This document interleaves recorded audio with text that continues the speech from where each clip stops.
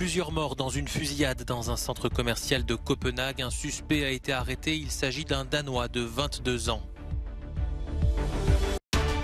L'armée russe continuait ce lundi de pilonner l'est de l'Ukraine après sa prise de la ville stratégique de Lysychansk et le retrait confirmé des troupes ukrainiennes.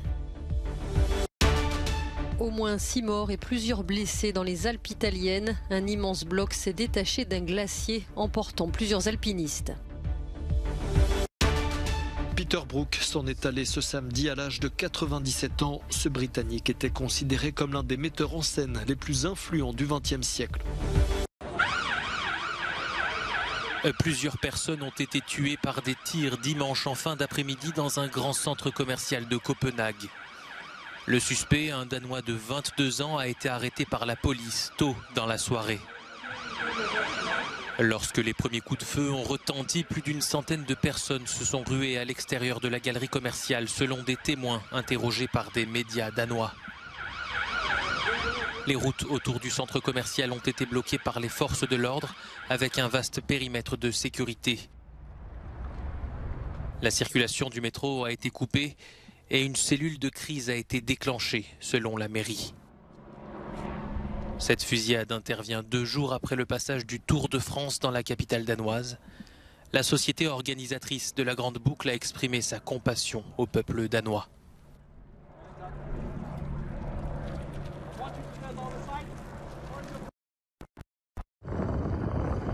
Au moins 6 morts et plusieurs blessés. C'est le lourd bilan après l'effondrement d'un glacier dans les Alpes du Nord en Italie ce dimanche.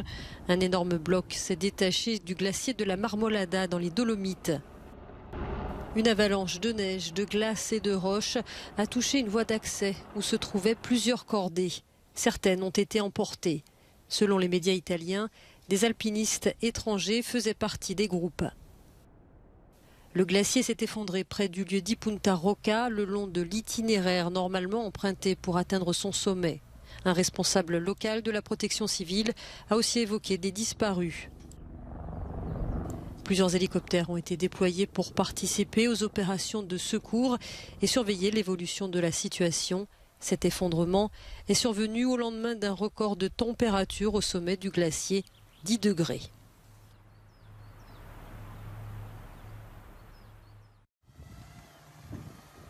C'est une percée décisive pour les forces russes. L'armée ukrainienne confirme la prise de Lysychansk et son retrait de cette ville stratégique de l'est de l'Ukraine.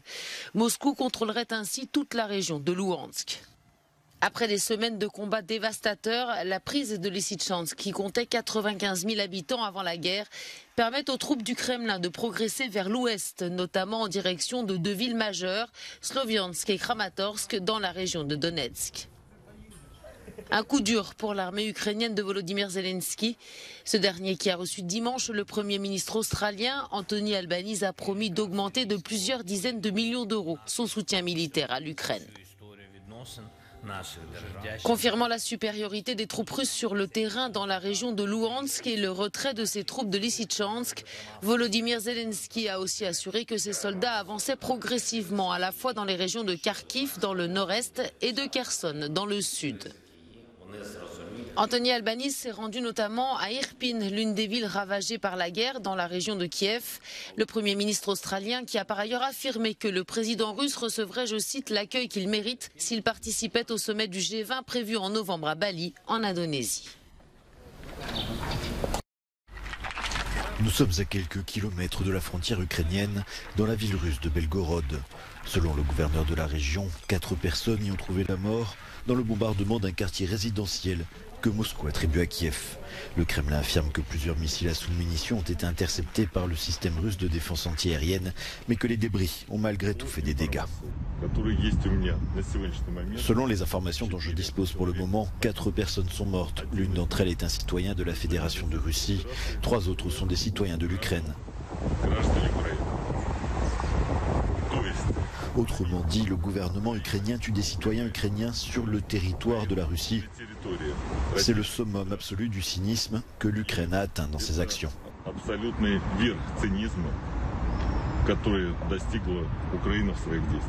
Autre accusation contre Kiev, cette fois en provenance du Bélarus. Le président Loukachenko a affirmé que des missiles tirés sur son territoire depuis l'Ukraine ont été abattus. Nous sommes provoqués. Je dois vous dire qu'il y a environ 3 jours, peut-être plus, ils ont essayé de frapper des cibles militaires au Bélarus depuis l'Ukraine. Dieu merci, nos systèmes antiaériens Pantsir ont intercepté tous les missiles tirés par les forces ukrainiennes. La semaine dernière, l'Ukraine a déclaré que des missiles tirés depuis le Bélarus avaient frappé une région frontalière. Information démentie par Minsk qui nie intervenir directement dans le conflit. Ces images datent du 24 juin dernier. Environ 2000 migrants issus principalement d'Afrique subsaharienne ont tenté d'entrer par la force dans l'enclave espagnole de Melilla, au Maroc. Sur ces images, ils tentent par dizaines de grimper sur ce grillage alors que les forces espagnoles tirent des gaz lacrymogènes jusqu'à ce que le grillage cède sous leur poids. Le bilan est lourd, 23 morts selon Rabat, 37 selon les ONG. Le Maroc affirme que les victimes ont péri dans des bousculades et en chutant de cette grille métallique. Mais des images sont rapidement apparues avec des corps jonchant le sol dans des mares de sang et des policiers marocains faisant un usage brutal de la force. La justice marocaine a engagé des poursuites contre 65 migrants en situation irrégulière qui ont pris part à cette tentative de traversée, en majorité des Soudanais. Le sujet est très sensible entre le Maroc et l'Espagne car Madrid compte sur son voisin maghrébin pour contenir cette pression migratoire. Sur ce drame, le Premier ministre espagnol Pedro Sánchez a pointé la responsabilité de Rabat avant de nuancer son propos en disant reconnaître les efforts du Maroc pour gérer les migrants. Les associations qui représentent les communautés subsahariennes dénoncent cette situation. Ils estiment que le Maroc joue le rôle de gendarme de l'UE. Ils étaient devant le Parlement à Rabat vendredi. Nous sommes ici, c'est pour surtout exprimer notre colère par rapport au massacre qui s'est passé à Melilla. Voilà, nous avons émis des recommandations à l'encontre des autorités marocaines qu'il s'agit non seulement de mettre en place une enquête indépendante pour identifier les responsabilités de ce massacre, mais surtout aussi de l'identification de tous les dépouilles qui sont décédés afin de restitution de ces corps à leurs parents ou de les enterrer dans des conditions humaines. Des manifestations en soutien aux migrants ont également eu lieu dans plusieurs villes espagnoles. Le bilan humain de ce drame est le plus lourd jamais enregistré aux frontières entre le Maroc et les enclaves espagnoles de Ceuta et Melilla, les seules frontières de l'Union européenne sur le continent africain. L'incident a suscité une indignation à l'échelle internationale avec des condamnations sévères de l'ONU.